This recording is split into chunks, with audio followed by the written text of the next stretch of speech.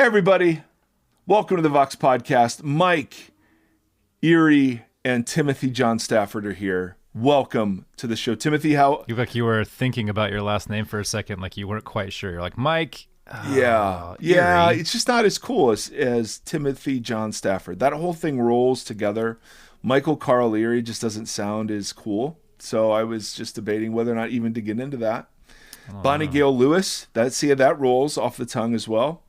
Timothy George Gombis. I like Erre. I'll trade you. Yeah? We learned that today. TGG. Today, ladies and gentlemen, have we got a doozy. But before we get to that, I want to thank Grant, Lindsay, Sam, and Amanda for joining us on Patreon. It is unbelievably gracious and generous, the number of people who come and who help carry this whole thing forward. And so we're so grateful for that. Patreon.com, Vox Podcast with Mike Erre, or you can go to voxpodcast.com, and there you have Tithely or Patreon, two different ways to give, and it's all tax deductible. But my word, we have a show for you today. So Timothy raised a question after our last Sermon on the Mount podcast, where I was kind of riffing a little bit on the idea when Jesus says, forgive us our debts as we forgive our debtors. And I was commenting that the Greek word there doesn't just mean sin. It means debts, like literal economic debts. And offline, he said, hey, we should explore that a little bit. So we roped in our favorite, one of our favorite theologians, Timothy Gombis, to talk about capitalism, economic justice, and critical race theory, and how all of those things fit together. And your normal Thanksgiving dinner topics. Yes. Oh my goodness. And holy moly, I think I had to ask maybe 3 or 4 questions, and we filled up an hour. It's such challenging stuff. And you know, I still have to process. I don't know where I am on some of the things that he says, but what I love about him and what we've said multiple times is that he is a theologian that is willing to be in process on issues and to not have perfectly footnoted and clarified statements. He's willing to be wrong. He's willing to be in process. And I just love being around people like that. I really do. Yeah, it's so good. And he's willing to engage you when you ask those questions. Yep. He never he'll be in process openly, and if you're like, well, what about, you'll watch him, like, his brow wrinkle up as he is processing your question and really going through it. So it's great. You can watch the student in him as you're trying to be a student yourself. Yeah. And so this one's pretty heavy, and we're talking about lots of controversial stuff. So understand you don't have to agree. Sometimes I'm laughing and I'm doing it because it's striking close to home. Sometimes I'm just going, because I'm like, whoa, I really need to think about that. But this is kind of the heart of what we've always wanted this podcast to be. I mean, willing to ask and wrestle with hard issues and ask hard questions, and then working it out as a community. So I think it'll be really helpful. I encourage you to make it all the way through. There's just so much in here. And we're excited to share it with you. We'd love, as always, to hear your thoughts. Hello at voxpodcast.com, or on the tweets, on the grams, or on the Facebooks. We're all the over. Books, the grams, and the tweets. Yes. So anyway, here you go, ladies and gentlemen. Hope you enjoy. Thanks.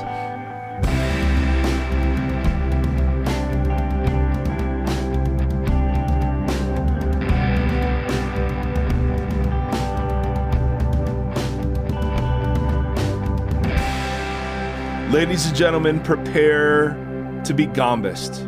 We are here with our friend Timothy Gombis, PhD, professor, Renaissance man, Cubs fan. There you go. Now we're talking. Host of the Faith Improvised podcast, and author of various and sundry scholarly articles and books.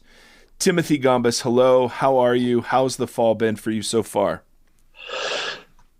Good. It's great to see you guys. It's good to be back. The fall, is it fall? Is it April? Is it December? I have no idea. I don't know. I know how the last couple of months were, but I also don't. I've completely lost touch with time. No clue. You were teaching, right, remotely? Yeah. So we were teaching in person for September, October, November, but then probably mid-November, everything got shut down again. We've been teaching remotely. So just like this is the only way I see people. If I see anybody, I'm in my office, but there's only about 2 or 3 people here, and we're all masked up and all that kind of stuff. Yeah. So I only see faces virtually. But to be honest, does that make you happy?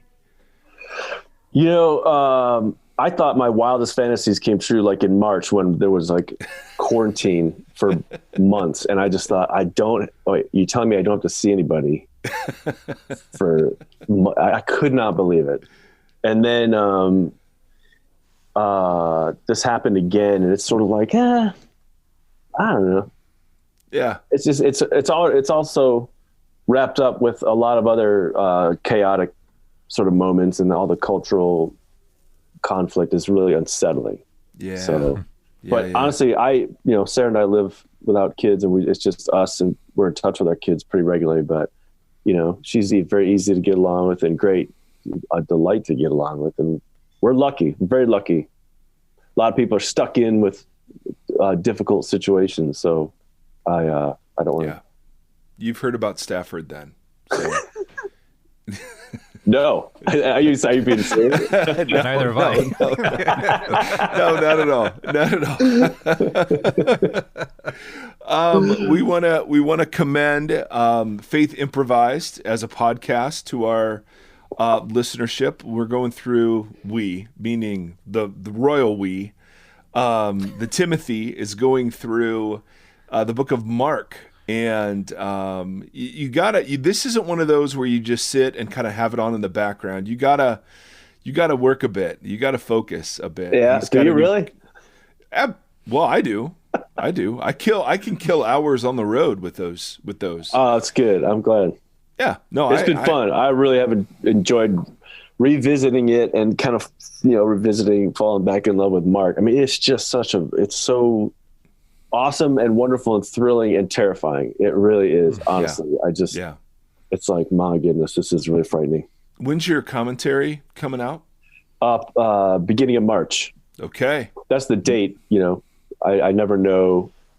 Sometimes it's like a little bit before that or after that, but late February, early March. Fantastic. Yeah. I'm looking forward to it. Fantastic. It's like Jesus rewritten part 2. I don't know what that means. What is that? I don't know. I was just like, Mark wrote his thing, and then your words about Mark are as of equal value. I don't know. That went nowhere fast. Okay. So Timothy, today we have 2 slightly non-controversial topics to cover with you. Cool.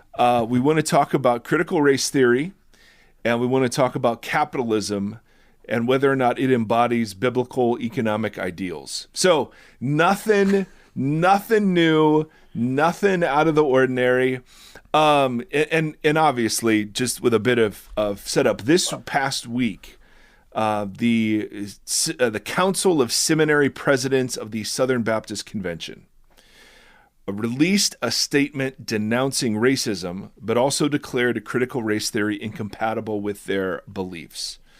And the quote is, in light of our current conversations in the Southern Baptist Convention, we stand together on historic Southern Baptist condemnations of racism in any form, but we declare that the affirmation of critical race theory, intersectionality, and any version of critical theory is incompatible with Baptist faith and message. And so I've heard you on your podcast talk a little bit about this, and I thought it was I thought you brought up some interesting things to pay attention to. And so I was wondering if we could start today by talking a little bit about what CRT is and how it is that thoughtful followers of Jesus ought to engage with it. You want to go ahead and intro that, or do you want me to quote from Wikipedia? Because I can do either. Yeah, give us a unofficial. All right, here it is. Wikipedia. This is the second version of Jesus right here too. Critical race. I'm going to go back to that until it works. Critical race theory is a theoretical framework in the social sciences that examines society and culture as they relate to categorizations of race, law, and power. It is loosely unified around two common themes. Firstly, that white supremacy exists and exhibits power maintained over time, and in particular that the law plays a role in this process. Secondly, that transforming the relationship between law and racial power, as well as achieving racial emancipation and anti-subordination more broadly, are possible. Yeah, that's actually a pretty good description of it. Basically, critical race theory is it's a framework. It's not like a body of like a doctrine or a teaching or whatever, but it's a recognition that in America, and in the West, obviously, but in America, we have, I'm just trying to think here, 400 and I can't do the math, 400 plus 401 years ago, up until 1865, we had, or slightly before that, there was African slavery on this land, and then ostensibly the slaves were freed. White people freed the slaves. Try not to use the passive voice. People were enslaved on this land, and so the question is, that profoundly unjust reality probably shows up in a variety of ways since then. Where does it? And so then it's like, all right, let's go on let's take a look for like in law, in architecture, in literature, in institutional structures. Is it we should assume it's baked in because it was such a long-standing institution with all kinds of social practices and attitudes and all that kind of stuff. So it's an approach to thinking about culture and the law and cultural practices and analyzing power. And so it's to my mind, it's profoundly important and it's profoundly Christian. And so that approach to approach things from that direction. And the reason I say that is because my thinking is shaped by the Apostle Paul, and in his framework, his whole understanding of the gospel is that Jesus Christ came to liberate humanity, enslaved humanity from sin and death and the powers and authorities and Satan, and to create one new people. And so because Paul thinks in terms of larger dynamics, like systemic and structural dynamics, because he thinks that that's just his natural, that's the whole thought world of coming out of the Old Testament of first century Judaism, and it shapes Paul's thinking. And really, I mean, in Gospel of Mark, Jesus reflects that very same reality. He is there not to save souls. He's there to plunder the whatchamacallit's house. The strong man. Yeah, I know, Mark. He's there. It's Friday afternoon. Yeah. He's there to plunder the strong man's house, to demonstrate that he's defeating him. And so he's pulling people out of the strong man's house and creating a new body of people that engage in renewed social practices. Mm-hmm. And so what's problematic, I mean, the reason why, there's a number of reasons why evangelicals and especially Southern Baptists would have problems with critical race theory. It's kind of funny. I saw on Twitter a reaction by a number of Black people to this, and it was kind of funny. They were like, "Of course, thank you. We know that. We know that critical race theory is incompatible with the Baptist faith and message, or whatever the title of it is. I mean, we all know that because it's a denomination founded on white supremacy, and it's a denomination founded to be a safe place for slave owners to feel comfortable owning slaves and being Christian. Wow. And so there's Robert P. Jones in his book, White Too Long, talks about how it is that like Southern Seminary and a number of the other seminaries have made statements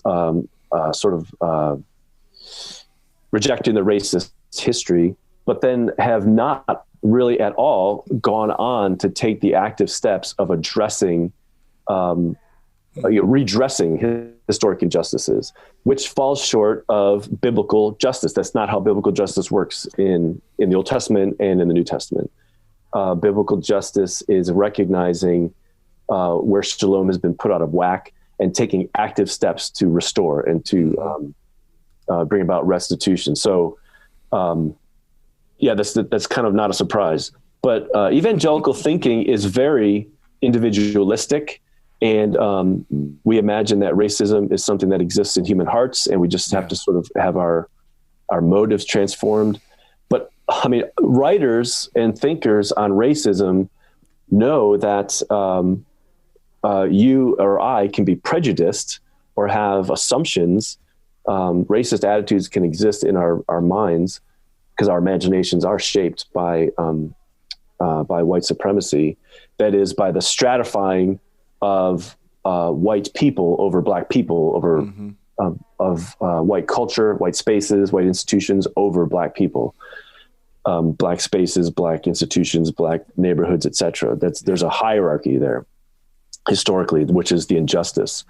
But Southern Baptists, the Southern Baptist denomination and evangelicals are so individualistic that we do not recognize the structural and systemic realities of racism.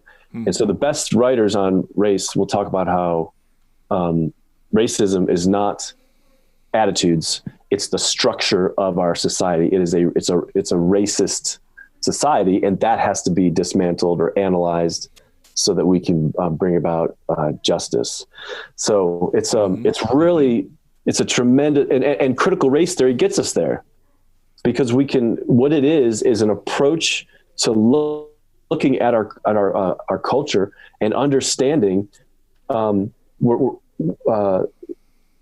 It's an approach to looking at our culture to discern the ways in which it's unjust. So this is a real tragic development to my mind, because it's basically saying, like when Paul has that discussion in 2 Corinthians about being sorrowful, but making sure it's a godly sorrow that leads to repentance. Yeah. This is basically an admission on the part of Southern Baptist seminary presidents. We have the sorrow part. It's just not godly sorrow, because we're not interested in actually doing the repenting. We'll do the talk. Like, we'll say we feel badly about this. Yeah. But as far as really looking at structures to participate in active steps that would actually cost us something, not interested. Yeah.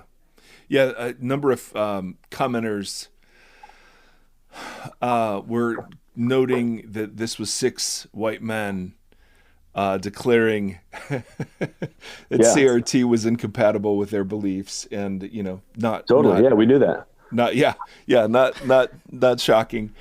There, some of the. So let me just say, Mike. Yes, it's 6 white men saying that racism is done. Like, we're done. Like, we've got that. To my mind, I'm always trying to think, relate sort of the social, societal to the interpersonal. So I'm always thinking about, like, what does offense and restoration look like with my kids? What does offense and restoration look like with my wife? And if I know that I've wronged one of them, it's up to them to say the restitution has been satisfying. Like yes, you really do understand how what you said hurt me, and I also recognize that you've identified it as wrong, and my heart is satisfied with how we've had this conversation. So it's up to people who have been historically wounded. And in America, it's up to Black people to say when racial progress is being made. It's not up to white people. So if a step like this has been made and wounds are either exacerbated or remain, then our work isn't done. So you're making a number of really significant theological points. One is that the work of the gospel isn't just the transformation of individual hearts, but it's the establishment of justice. Second, that we think in really individualized terms, so that we perceive the issues of race as this, well, I'm not racist, I didn't own slaves. And you're saying Paul considers powers and principalities and structures far beyond any individual participation. Am I saying that? Saying that yeah. Or I guess I would say in addition to. So in addition to social bodies are the arenas in which sin and death do their work. Whereas we, over the last 500 years, we can only think individualistically. We just haven't. We don't have the ideological muscles to I've really made the effort over the last 20 years to try to get outside of an individualistic mindset. And it's hard. It's really hard. Yeah. It's just brutal. So some of the Christian critiques of critical race theory I've heard, one of them is, well, we've gone from seeing race nowhere to seeing race everywhere. And that's too far. And I follow my Twitter follows the people I follow are just a mess of contradictions. And I follow a bunch of advocates for CRT, and then I follow some people who are documenting the ways that critical race theory is being forced into government offices, or kind of heavy-handed over school districts, and so on. How should we engage if we're saying that it's a framework that we want to engage in, that is a biblical framework, that is involving repentance and justice? When we start getting pushback because it's now being done heavy-handedly, how do we handle those sorts of conversations?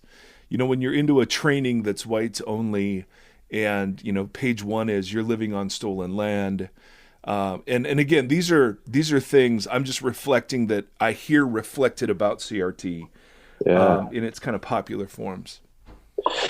Yeah, I guess, let's see here. So I'm always, the way that my thinking runs is I'm always thinking about who am I as a Christian? What does Christian identity look like? And what's being asked of me here? And what does this involve? So I'm a person who I'm somebody, and I'm part of a body that I'm dead to this world. I've been baptized. I'm a baptized individual. I've identified with the death of Christ. So when I began in this journey, I gave up all my rights, and I gave up everything. I identified myself with a person crucified, so I also am. And I also am a person who is going to receive an eternal inheritance in the future. So I'm alive in the world to come. I'm dead to this world. And I also am a person that is given by God as a gift, along with the body that I'm a part of, as a gift to the world. And I've also been dikaiozoed, which has been completely misunderstood and misrepresented in my tradition, to mean that I've been justified and there's been a verdict of righteousness in heaven about me. That's right. In Paul's thought, I'm blown away. By the way, there's a brand new book on Romans on this. It's called Resurrecting Justice. It's by Douglas Herring. Where he goes into this, and he wrote the book. I would have loved to have written this book. He goes into how dikaiozo is God setting something right. He creates a just people who are passionate for justice. Wow. It's it's not an individual imputation thing. Oh, not at all. It's wow. And it's so the church is God's people who are set right with God. That's part of it, but we are transformed into God's just people that now are interested in displaying God's justice in our behavior in the world. Wow. So all that shapes my identity. So I should assume that as a person on a cross, my life is not going to be comfortable from here on out. And also I'm assuming that because God is a sovereign king over all of creation, whose ears are especially attuned to people who have been oppressed and mistreated. I'm a person who wants to have ears attuned to people who have been historically oppressed and mistreated, because that's what God does. I want it to go well for me at the end. And I don't want to face judgment. So I want to be like him. And I also am a part of a people that are committed to justice. So that's my identity. And I'm a person that is dead to this world, alive to the next world. So I can't complain. I can't whine when things are demanded of me and the people that I'm a part of. So if I now am involved, if I hear a complaint by a fellow person that identifies as Christian like I do, and they say, well, there's injustice everywhere, now there's racism everywhere. Mm-hmm. My response is, okay, that's where our work lies. Now it's clear. Let's get to work. Let's get to work listening and learning and identifying where it's happening. If I hear something like, well, now there's racism everywhere and this is just too much, what I hear that as is, I'm tired of this work of being transformed into a people that identify injustice and work for God's justice is tiring, and I don't want to do it anymore. I understand that. But from a Pauline perspective, that's called apostasy. Like, it's called not being a disciple. I get it. But again, life as a disciple is life on a cross. So, I mean, I've told this to so many people. I mean, because I'm trying to get it myself. The norm for being a cross-shaped person should feel like slivers in your back. It should feel like exposure. That's the norm. So if you're feeling discomfort, we're getting there. Yeah, we're there. We're there. This is what it feels like. Also, I talked to a really brilliant person who's well-versed in theory, my daughter, and she was talking about, was an English major, creative writing, master's degree, very proud of her. And we talk about these things quite a bit. And she was talking about how she feels like members of historically privileged groups, white people, white men, especially, need to feel the wound. We have to feel the insult, because Black people have been feeling it for 400 years.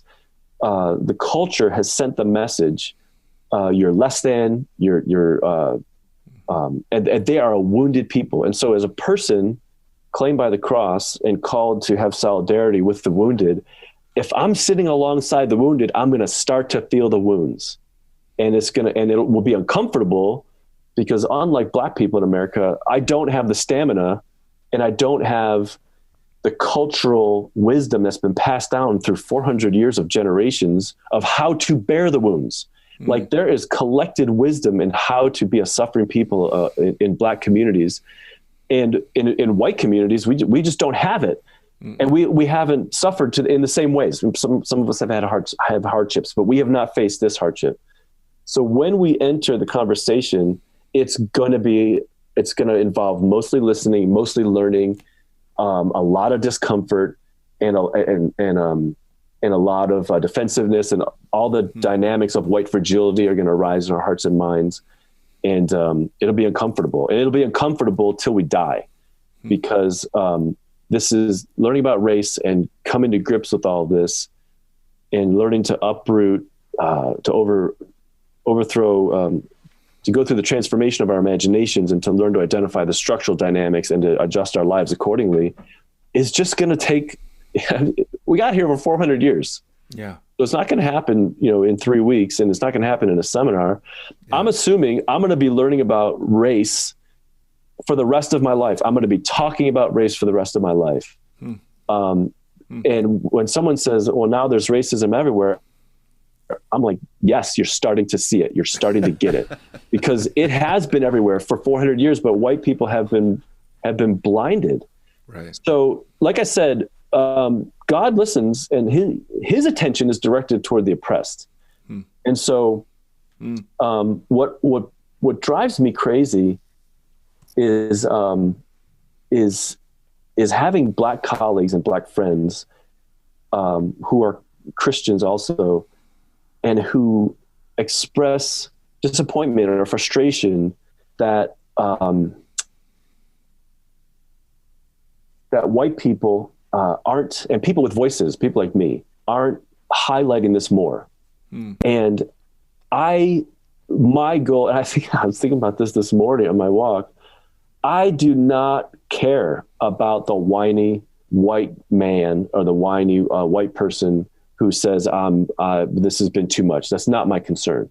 My concern is my Black female colleague down the hall, who is an amazing scholar and very well accomplished, but who has to bear all these wounds. I want to be able to look her in the eye and feel like I'm doing my part. That's who I'm concerned about. I want to be able to face her and feel in my heart, as a brother in Christ and a fellow professional, I think that she would approve of how I'm behaving, and she wouldn't express disappointment. That's my aim. My aim is not to, to go along with white solidarity and not upset white people. We need to be upset, because here's the good news of it.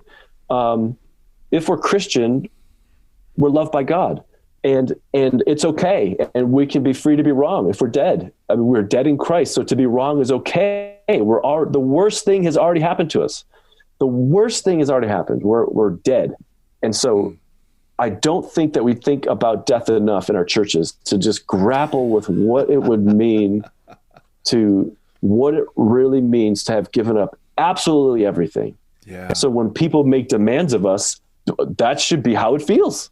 We've already, we gave up our stuff. If people want our stuff, we can talk about it. We gave up our time. If people want our time, we can talk about it. Anyway, sorry. What was your question? No, dude. Sometimes I ask something just designed to hear you think it through, because even the way that you approach something like this, where you don't have a set answer at the beginning of a statement, I love hearing how you situate yourself in response.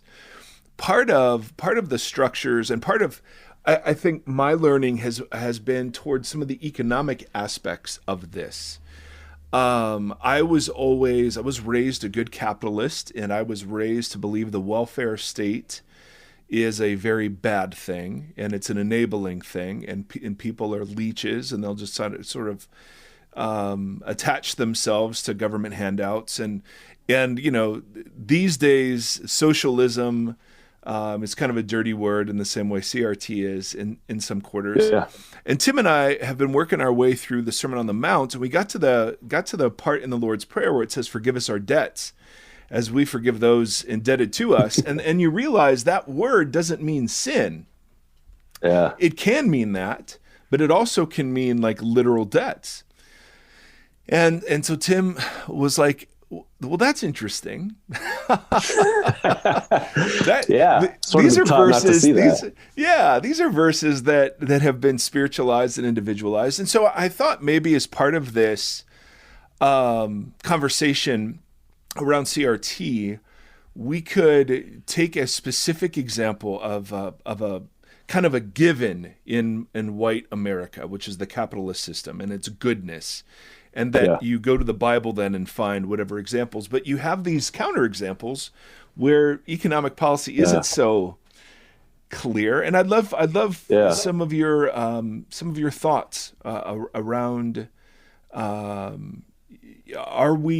we misread the Bible's teaching on money to the point where we're missing some of these very clear like forgive debts, like literally forgive debts. Like someone owes you money, literally forgive them, man, as part of the Lord's Prayer. Yeah. So I'd love some of your thoughts. Yeah, the answer is yes. We miss a lot. So just a lot of things to say about this. I was raised in an environment. I come from a family that has a large family, uncles and cousins, and they've all lived the American dream. Become just ridiculously wealthy people, and over the period of the last 80 to 90 years, having come to the States, blah blah blah, and so and being brought up as an evangelical, I also was taught all of this, and then studied in college. So I went to a Christian university and studied politics and economics, and was taught all of this supply side theory and that's right. The goodness of the capitalism, hand, baby.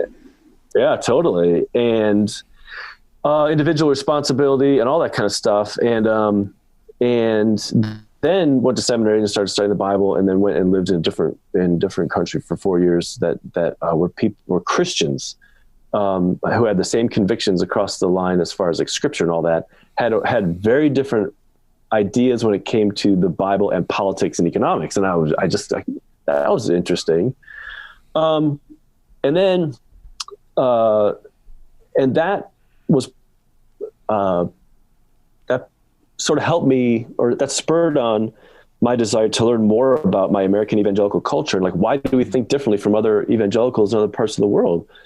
So reading history, I've come to understand that there was so evangelicals left the mainline denominations that are very well funded and built institutions that they needed to fund. Mm-hmm. And so evangelical businessmen funded those Bible colleges and seminaries. And Kevin Cruz tells this story in One Nation Under God, purposefully injected into the seminaries and educated preachers to spread like a free market philosophy in opposition to Roosevelt's New Deal. And they've done that over the last century. Yeah. So like we have had our imaginations colonized by capitalist ideology.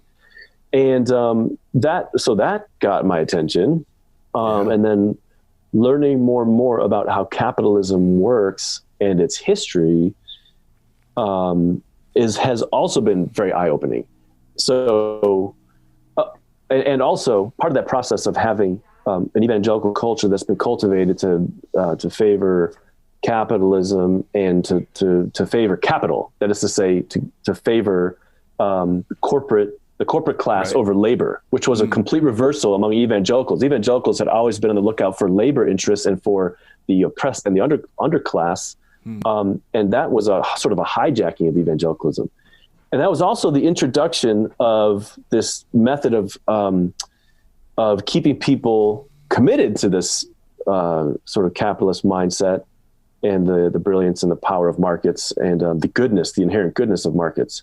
That was the beginning of sowing fear and suspicion among evangelical constituencies to keep them committed, and by creating bogeymen like socialism and communism. And Billy Graham was sort of, I want to say seduced. He was seduced into this by Eisenhower. Eisenhower offered him access to power. In exchange, Billy Graham preached against the evils of communism to sort of shore up patriotism. So socialism, communism, liberalism, what else? Marxism, and now CRT is the new one. Evangelicals have been cultivated to always need bogeymen. We don't know how to function without knowing who the bad guys are. Like what's the latest dangerous thing I should be looking out for? That's not a biblically fostered posture. We have been cultivated to think and feel that way. Even though God didn't give us a spirit of fear, we've been given one by our evangelical former evangelical leaders and over the last century. So that is a big driver of all this. So when leaders sow fear about CRT, that's like we are a ready-made people to buy that. Also, part of the dismantling of my thinking on capitalism came first really from understanding the economic vision of the Old Testament, where, because capitalism does not work without debt. Debt is the whole point. And planned, as the book's at home, brilliant new book called The Divide. He's got a chapter on planned misery.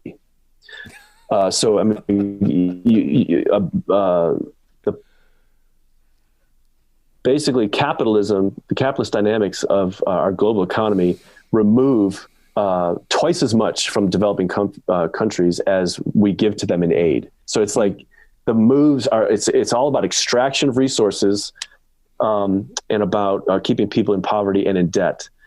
And in Deuteronomy, was it 15? Deuteronomy 15 is about forgiving debts, just like every 7 years, forgive debts. It's a jubilee economy. It's not a capitalist economy at all. And it's an economy where where people have ultimate value. First of all, God owns the land. In capitalism, it's all about private property. God owns the land, and it's absolutely imperative that each family unit has their own plot of land that they can develop. And it's given to them by God. And if people make foolish decisions every 7 years and lose their land, every 7 years it returns, because God is on the lookout for the poor, the orphan, and the widow. And I began to see all of these passages about the Jubilee economy and Jesus' instruction in the Gospels, like you're mentioning, that the reason why there's not so much more in there about economics, though there's a lot that we don't read, is because Jesus is assuming the Jubilee economy of the Old Testament, which is Jesus's Bible. It's not his Old Testament as if it's dispensed. Right. And Paul's instructions all assume this. And I began to think to myself about, I read Friedman and Hayek, and I read all these anti-socialist thinkers in college, and I had all these objections to sort of basically that way of thinking that we should listen to the Bible when it talks about economics. And I began to realize I have valued ideology over people. Like my commitment to free markets or to capitalism and its inherent goodness, I have become cold towards the poor. I've become cold-hearted. When I think about helping the poor, I'm always thinking about caveats. Like, Jesus said, you'll always have the poor with you. And what he means is you'll always have them with you. So always be helping them, not you always have them with you. So, they're never going to go away. So, take a break from helping every once in a while. But whenever I read passages about how to treat the poor, I always had an individualist footnote that kept me from thinking perseveringly about that. Be generous toward the poor if they are responsible. Yes, if they're not going to waste it. Yeah, it was always a caveat, and I began to think about this after reading Matthew 25 and about the basis of judgment being whether or not we welcomed foreigners, being whether or not we fed the naked, being whether or not we gave a drink to the thirsty, being whether or not we fed the hungry. That would be the basis of judgment. I began to think about, why am I not doing any of that? And I began to think, when I meet the risen Lord Jesus and I say, well, but they weren't responsible, or but they made bad choices, or but she got pregnant, or if will my excuses fly? Do you know what I mean? Yeah. Or will my reasons that all come, and it's like, I couldn't find any of those in the study notes of any of my Bibles. And I thought, and then so then I just started thinking, all right, where do those come from? They all come from my inherited white upper middle class culture. Yeah. And I just, and Bible culture, Scott McKnight makes this great point. We're going to have to have a glossary for this episode, like a works cited page. Referenced. I love it. It's like the Bible creates a culture, and evangelical white conservative culture is not Bible culture. We are evangelical conservative white culture that is capitalist culture, and we have select Bible verses to make us feel good about having cultivated cold hearts toward the needy. And again, it's like, what are the reasons why we don't want to talk about this? Why don't we want to talk about this in our churches? Because it's not the gospel. That's the big one I hear. It's social justice. It's not the gospel. Yeah. When Jesus talks about the gospel, come on. Jesus mentions these things. And when Mary celebrates the arrival of the Lord says, the poor are going to love this. Yeah. The oppressed are going to love this.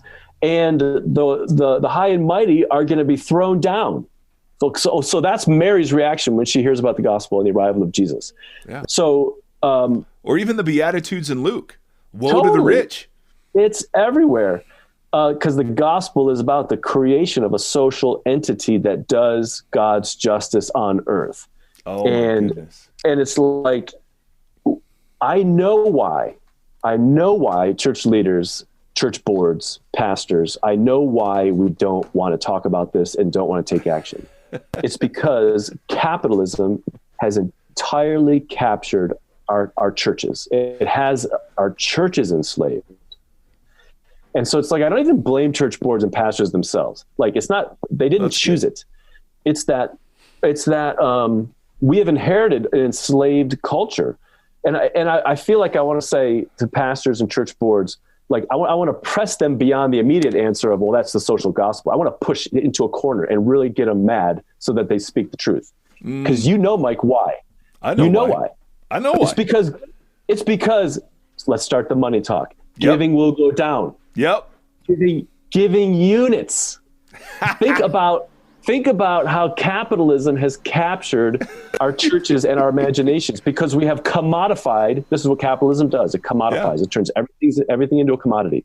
We've commodified the body parts, the organic living body parts in our social bodies. These people who are image of God, we call them giving units. I mean, God damn it. That is like, I mean, literally, God damn that. Because God has damned it. We have turned people into dollar signs. And it's like, our culture has given us that as our churches and as church boards and bodies. So we do not want to talk about race, because that means we have to be involved in justice. And white people won't like that, so they'll stop giving and they'll stop showing up. And we're not going to talk about a 5-year-long project in the commitment to the inner city, where we form a partnership with a poor urban church or a poor rural church to be involved in advocacy. And we're not going to talk about how we're going to get involved in a citywide effort to advocate to city officials that we distribute funds to public schools equally and not to wealthy white suburban schools the way that we fund inner city black schools. We're not going to do that, because some of our wealthy people in our churches are not going to like that. I mean, so capitalism wins. It's like we have decided as a culture that we will do anything for mammon, and we will talk about Jesus, but we won't do anything for Jesus. So tell me who we're serving. I mean, tell me who our real master is. Yeah, I know we believe capitalism is biblical because we've sold our souls. I know we believe that. It's just that we can't find it anywhere on the pages of the Old and New Testaments. Anyway, sorry, man. Here's why I'm fired up about this, because I'm in it. Yeah. I'm captive. I'm not condemning from afar. Yeah. I'm not a prophet. I'm not condemning the system. I'm part of the system. And I don't, like, when James in James 5 blasts the rich, when Mark, when Jesus says in Mark, do you see that it is impossible for the rich to be saved? And I go on one of these income ranking things and find out that I'm in the top 0.3% worldwide of income. And I know where my income ranking is in Grand Rapids, and I know where my income ranking is in America. And basically, Jesus is saying about me and my social class, do you see how it's impossible for Gombis to be saved? I'm like, I was terrified. Yeah. Because on the pages of the Old and New Testaments, all the groups that God is coming after in judgment, I'm a part of. Yeah. Especially, I mean, in the one group that I'm a part of, and I think about them all the time, I think about the Pharisees and how they knew scripture 1,000 times better than I'll ever know scripture. And they were committed students to it far more than I ever will be. And they prayed more passionately for God's salvation, far more passionately than I do. And when Jesus shows up, when God shows up in the flesh, they check him out for 3 years and say, put him to death. So the priests, I mean, all the groups of people that are like Bible scholars in the Old Testament, God comes after in judgment. And when God shows up in the New Testament, we find a group of people that are Bible scholars that have loads of arguments, that many of which involve economics, for why they shouldn't do the things that God says to do. And they all involve scripture. So I can see that I'm part of a social class that has developed arguments for why we shouldn't do the things that God says to do. And they all involve scripture. And I'm a professional student of the Bible. It scares the hell out of me, man. Yeah. Because I'm a part of the system. Yep. I'm a part of Jesus Incorporated. Yep. And that's right. And I'm my wife and I have these conversations with our kids all the time, like trying to make small changes and working with our church to be involved in efforts in our city, and just thinking, how do I extricate my life from this? Yeah. It's like I'm stymied. Yeah. It's got its hooks in our churches. It's got its hooks in me. And if I want to be scratching and clawing towards liberation and towards salvation on the final day, when God will save the poor and oppressed and judge the wealthy and the Bible knowledgeable, man, it's frightening. It's frightening. We have a lot of repent. It's not hopeless. We can repent and confess and lament, but man, it is just, it's frightening when you read the reasons why God sent Israel into exile, almost all economic, almost all agrarian. Yes. And we are just damaging the soil in the name of capitalism here in America. And it's like, my goodness, we're doing all this stuff and God hates it. And we get together on Sunday mornings after we fight for our rights to gather against, the wisdom of loving our neighbors. Again, another high-handed, no thank you to what God says to do. We get together and we sing passionately about having God in our hearts and Jesus in our hearts. It's frightening because there are prophetic passages where God says, I hate your worship. I hate your opening song. I hate your special music because you're not a people of justice for the poor. Yeah. So I'm like, I don't know, man. It's my daily nightmare. It's my daily crisis. What do we do about this? We are the problem. Conservative, white, evangelical Christians are the problem. What do we do about it? Yeah. CRT is not the problem. We are the problem. We and our idolatrous commitments that were given to us by our forebears. And man, to think about dismantling it, that's where we don't want to listen. We want to, because all we have is an ideology of growth. Dismantling it, we're thinking about an expansion. Yeah. We're frustrated at COVID because our plans for expansion are put on hold. We were going to put in a nice new foyer to this idolatrous $30 million building. What are we thinking? Capitalism has won. We are capitalists, and we have no clue about what is in the Bible. I'm very much confronted with. So yes, I'm part of the problem, no question, and I'm confronted in when I hear like, let's erase college debt, and I find myself instinctively sort of pushing back. Well, no, I mean the rest of us made it out, or these very sort of progressive, at least in our binary systems, our progressive leaning sort of economic ideas, the Bernie stuff. And my imagination has been captive to only one way of thinking about those things. And when I examine my objections to them, they're all just the canned script that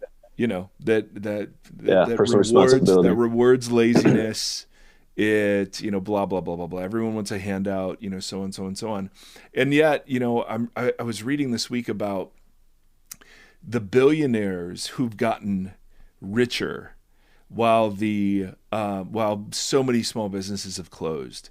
And a lot of the loans, the government funding went to large corporations and not to small businesses. And I'm okay with Bezos, being the first trillionaire because, he earned it. And I find myself called out in these conversations going, no, that's not okay. Someone once said billionaires shouldn't exist. And my response was, well, if they earned it and if the market bears it, then go for it. I mean, I was an investment banker. And so the moods of the market we studied and researched and what the market likes and the market doesn't like that and how's consumer confidence doing? As if the market was some omnipotent thing. Yes, with a will. It's God. Yeah, we've totally made the market is God. Absolutely. So let's talk. I mean, Tim Stafford. I'm over here oohing and aahing and laughing uncomfortably. You are as quiet as anything, which is so rare. It is rare. What are your thoughts? What are you thinking and hearing in all this? I'm just processing and trying to track in real time. I wrote down things like I listened to Tim Keller, and I'm sure he was quoting someone else, and I think in some ways was quoting Proverbs 11 with. I wrote down, the righteous will disadvantage themselves to help their communities, and the wicked one will disadvantage the communities to advantage themselves. And I saw somewhere else too, the word for righteous and righteousness in Hebrew is the same as justice. Is that accurate? Yeah. Justice is what righteousness means in the Old Testament and the New Testament. Right. Yeah, and justice, not Western justice or some other notion, but justice is the steps that need to be taken, that the community needs to take to restore shalom. Right. It's restorative. Yep. Yeah, it's restorative. That's the thing that a lot of the conversations that I have when people are pushing back on things like critical race theory or any racial topics right now, since so much has surfaced in this year at least, is that the way that people respond to racism or to so these words become buzzwords and then they become negative, like sharp objects, right? So critical race theory has recently become a sharp object that people are wounded by, and the same thing with the idea of systemic racism. Like I see the same pushback and the same like argument and the same offense taken to that term. And so racism suddenly becomes an idea, like it's people react to it as though we're saying it's a disease and I have become infected by this disease, but I'm not sick with this disease. I have, there's the obvious ones of like I've never owned slaves, but it's so hard to have the conversation and about how these institutions or systems, I'm so reluctant to even use those words because people won't listen to them, but the things that we inherited have built our ideologies. We were joking before about, I think I joked on here, or I taught it at a church recently and I used this analogy, but how much Luke really, in Empire Strikes Back, how much Luke Skywalker really wanted to be a Jedi so bad, and he went to Dagobah and he was getting so frustrated with Yoda because he's like, no, I just want the magic. Like, I want to be able to do the magic. And Yoda's getting frustrated, but is being patient. And then finally Yoda just kind of loses it, or Luke loses it and throws a little fit. And then Yoda's just like, ugh. And he tells him he has to unlearn everything that he has learned in order to become what it is that he's supposed to be. And it's like, how do we have that conversation that we have inherited in our DNA, these structures and institutions, and we have to unlearn all of it? Like we have to be willing to take those blocks out, to examine them and put things together the way they were intended to be. How do we unlearn everything that we've learned? Because we are really like so opposed and offended when you're told that I have this problem, I am this person, I have not done anything. I am not da da da da da. And so I'm having, I moved back to the town I grew up in, and so I'm having those conversations with people I grew up with that are just like pushing back so hard, and it's I don't know, the the hardest arguments to converse with often come. Yeah, there's no question there. That's just what my brain. I'm trying to process everything you guys are saying in real time while thinking about all this. How will the righteous disadvantage themselves for their communities?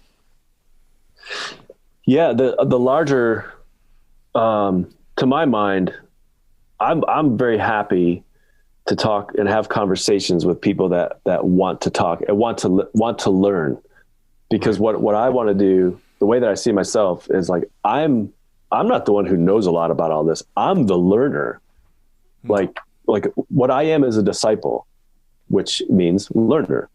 So I signed up to something called Discipleship to Jesus, which means I have embarked on a lifelong process of learning what the heck I signed up to when I died. So when I gave up everything and said I would lose everything, what did I do? And it's like, basically I'm involved in a process of discovering what parts of my life the cross actually claimed when it claimed my life. And so that's going to involve a lot of discomfort and learning over time. So I'm the learner. And I feel like the more that I'm learning about race and economics, I'm coming to see the brilliance of ideological enslavement. Like it's so finely tuned and so brilliantly created that it comes with all of these built-in defense mechanisms to ward off any challenge. And almost all of them have Bible verses. And it's like, but I'm a sincere person, or, but I didn't mean it, or, but yeah, like I earned it and they didn't earn it, all this kind of stuff. Like we have all of this. And for myself, I mean, these were my reactions when I first started learning, and I kept going back to the text and seeing that none of those sentiments were in the text. Like, there's this notion, you might have heard of it, called Thanksgiving. There's this notion of giving thanks, like give thanks in everything, give thanks. Well, giving thanks is an economic and like it's a political reality, social political reality. It's saying everything in my life and my life, everything is gift from God. So I'm not an individual that can say, but I earned it. I didn't. I mean, everything is God's. There's a guy who gets up on a veranda and says, I earned this, right? Look at this great Babylon that I have built. What happened to him? So it's like, so now I go back to thinking about my good ideology that trained me in the technique of saying, but they didn't earn it, but I did earn it. Yeah. And that doesn't count. So that's out. So it's like, and I've kind of systematically gone through just my thinking on so many of these things and have just had to uproot stuff. And honestly, man, for me, it's taken me 20 years. It sparked by like personal crisis of in 2000 coming to the end of seeing that my conservative evangelical environment was just not going to be, it was just going to be a real struggle for me to be in the one I was in. And then that opened me up to like a new way of thinking. And it took me a long time. Yeah. So I feel like I've got a lot of patience for white people because white middle-class people are trained. We've been blinded, and it literally requires a miraculous revelation. Oh yeah, Mike, what is it? Pearl Jam, Bush Leaguer, born on third, thinks he got a triple. To use Pearl Jam and baseball in one. Totally, man. So yeah, there's all these, when you start to look at the dynamics of how capitalism works, the people at the bottom are just, they're wearing out their bodies and they're wearing out their futures so that people higher up the chain can benefit. So again, back to my earlier comment, which I think I try to push that into the far corners of all my thinking. God is listening to some people, but not everybody. He's listening to the poor, not the wealthy. He knows the humble intimately, he stiff arms the proud. So it's like, yeah, if God is listening to certain people, I want to be as well. And I want to be skewering and holding lightly all my own training in reactions when I'm participating in conversations like this, like redoing how schools are funded, or thinking about debt forgiveness. If debt forgiveness is a big deal in the Bible, why do people who say they love the Bible object to it? Like, that's a problem for me. You know, and there's no footnote in Deuteronomy 15. Well, they didn't make good choices, or they didn't earn it, or, you know, don't help her. It's an Old Testament thing, bro. She knew she should have gotten pregnant. Yeah. Yes, I would say it this way. That's actually an Old Testament thing instead of, but that's an Old Testament thing. I like that. I like rewording. Again, I like rewording responses back. Totally. It's like, yeah, that's an Old Testament thing, which means it's another way of saying that is, yes, God is so angry at his people that he's going to judge them for not listening to the Old Testament. So that's problematic. By the way, that's part of the package. The dispensability of the Old Testament is necessary for white middle-class Christians to feel comfortable, which is why it's part of our theology. Like, that's irrelevant. It's harsh. It's like, yeah, it's harsh. It's calling you leave your idols behind, which you love so much. Oh, well, Timothy, what's your middle name, if you don't mind me asking? George. Timothy George. Wow. And Timothy John. That's so who we got. Weird. Well, you know what's funny is I used to always tell people that my name was George. And I think I've had Amazon for however long, and my name, when I get packages, still says George Timothy. Perfect. So not the worst thing. So Timothy George Gombis, you've stepped in it completely. This is so wonderfully challenging stuff. My goodness. It is. It's challenging. We didn't get to socialism. This is like my daily, when I take my walks every morning, I am not even kidding. This is the stuff that tortures me. And my part of my ongoing crisis is, how do I exist among a people who are not facing a crisis over what's actually in this Bible they claim to love? Yeah, I love the idea. I would love to find a way to encourage a younger generation. I would love to find a way to encourage the older generation with the same thing. But the idea, just that definition of disciple as student, as a lifelong membership to being a student, to always be in a posture of learning in every facet of everything, of life, of this life that I think that is such if church could do exactly that, like, we are going to be continually a posture of learning. Me as a pastor, you as a congregant, or however you want to put that dynamic up, but that we're all in that posture to grow and learn and to listen. I think that's very powerful. It's so big, man. That's the meaning of the Greek term. And I've just tried to think about a disciple is disciplined, like a disciple's trained. Mm-hmm. So what has been my American training in being an American white middle-class man? Mm-hmm. I've been trained. And now I'm in a counter training, which is tough because it's really hard work. Yeah. Yoda knew all about it. Learning and cultivating the nimbleness to make changes if we need to. The bummer with me is that capitalism has so locked our churches into making sure we never learn anything new and making sure we never change, because that would mean the dismantling of our structures. I mean, we got a mortgage to pay, man. We got to pay for that brand new parking lot. Can't afford to learn anything new. Oh, Gombis, dang. We're continually just so grateful for your willingness to process out loud with us a whole bunch of this stuff. I think. Oh, cool, man. I'm just thankful anybody would listen. Well, but in the academic world, similar dynamics are at play. In terms of, there aren't a lot of theologians who process out loud, but who instead give finely crafted statements approved by the necessary boards and tenure granted and those sorts of things. And so, it's the same dynamics are in every Christian institution. Yes. Oh, totally. Yeah. Capitalism, one of the dynamics of capitalism is that it sets us in competition with each other as individuals. It's individuals in competition. So it's zero sum. Yeah, you can't have that if you're on a cross. So you can't be in competition. So, man, we're just super grateful. Check out Faith Improvise. Yeah, man. You get your podcasts. And we've got a commentary on Mark coming out in a couple of months. I'm excited. Yeah. I'm really excited about it. Yeah. Yeah. So we appreciate it, my friend. Thank you so much, Tim. Hey, thanks for hanging out. It's good to see you guys.